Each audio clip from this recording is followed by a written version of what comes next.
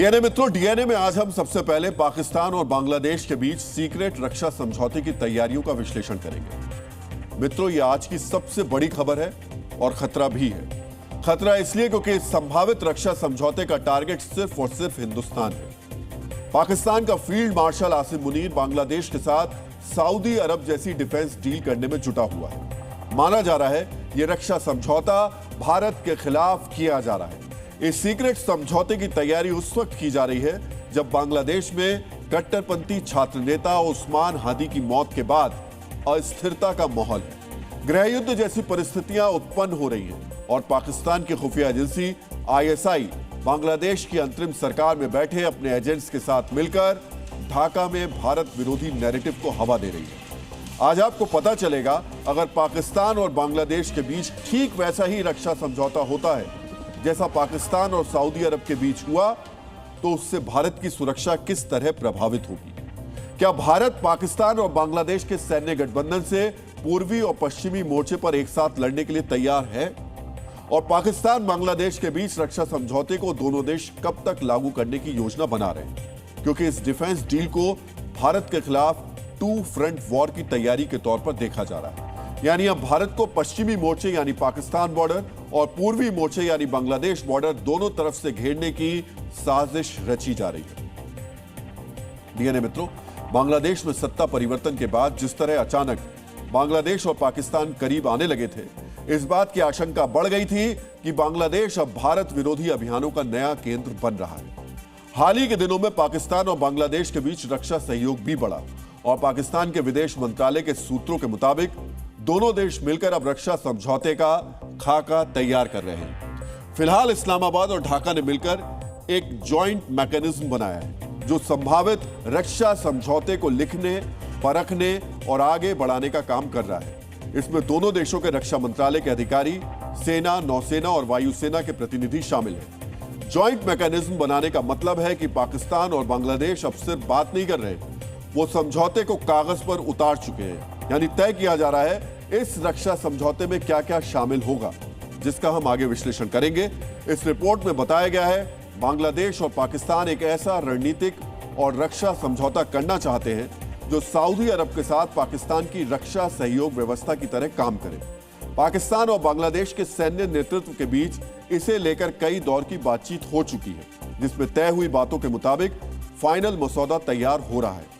फिलहाल जो खबर मिली है, इस रक्षा समझौते का फाइनल ड्राफ्ट बांग्लादेश के आम चुनाव के बाद पूरा होने की संभावना है। इससे अगली सरकार को औपचारिक रूप से समझौते की समीक्षा करने और उसे मंजूरी देने का मौका मिलेगा।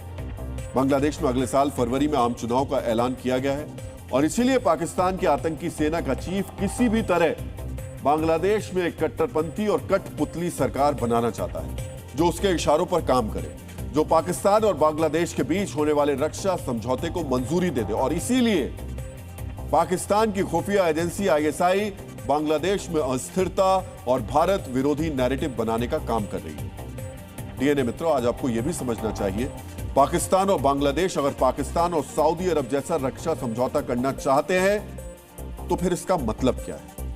यह समझौता हुआ तो भारत के लिए किस तरीके की चिंताएं बढ़ सकती है?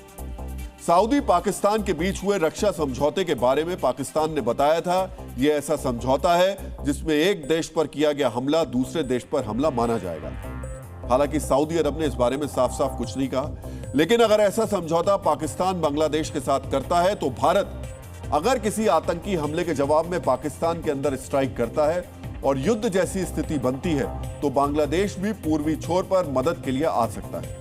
सऊदी और पाकिस्तान के बीच सैन्य तैनाती का भी समझौता है, यानी पाकिस्तान के सैनिक सऊदी में तैनात होंगे। अगर बांग्लादेश से ही ऐसे समझौते के तहत पाकिस्तान की सेना की बांग्लादेश में मौजूदगी बढ़ती है तो भारत की पूर्वी सीमा पर स्थायी तनाव बढ़ जाएगा। पाकिस्तान और सऊदी के बीच इंटेलिजेंस साझा करने का समझौता भी हुआ है। बांग्लादेश के साथ ऐसे समझौते का मतलब ढाका में आईएसआई की सक्रियता बढ़ेगी, जिसका दबाव भारत के आंतरिक सुरक्षा तंत्र, आईबी, रॉ जैसी खुफिया एजेंसियों पर भी बढ़ेगा, क्योंकि पाकिस्तान बांग्लादेश की सीमा से भारत में आतंक और अस्थिरता फैलाने की कोशिश करेगा।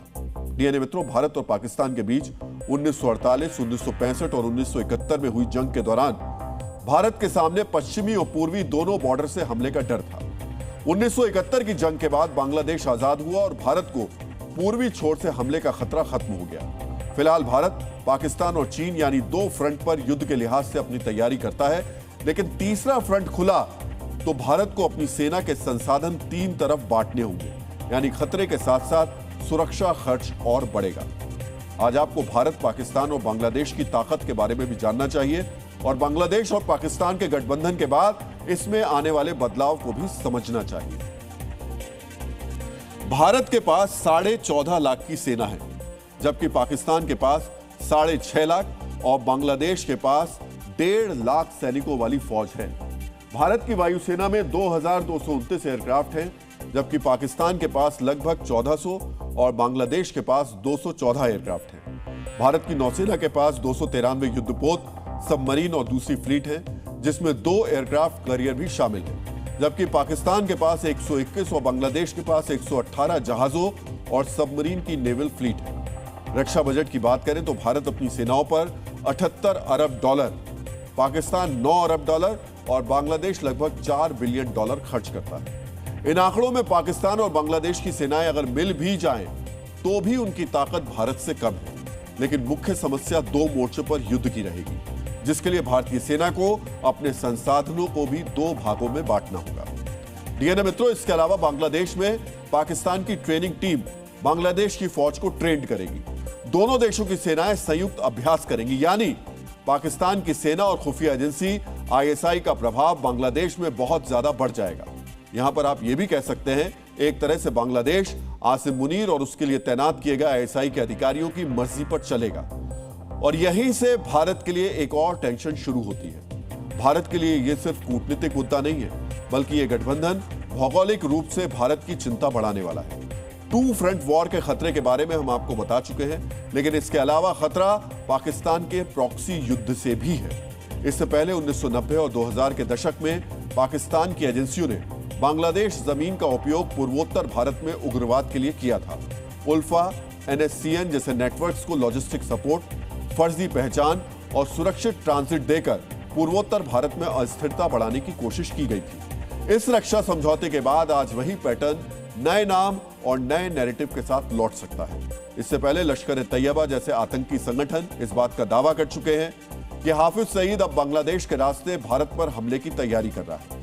बांग्लादेश में शेख हसीना के शासनकाल में जो काउंटर टेरर एजेंसियां थी, उनमें मौजूद यूनुस सरकार ने अब उनसे ताकतें छीन ली और बांग्लादेश में जेल की सजा काट रहे आतंकवादियों को अब जमानत दी जा रही है और जेल से बाहर निकले आतंकी भारत के खिलाफ लगातार जहर उगल रहे हैं।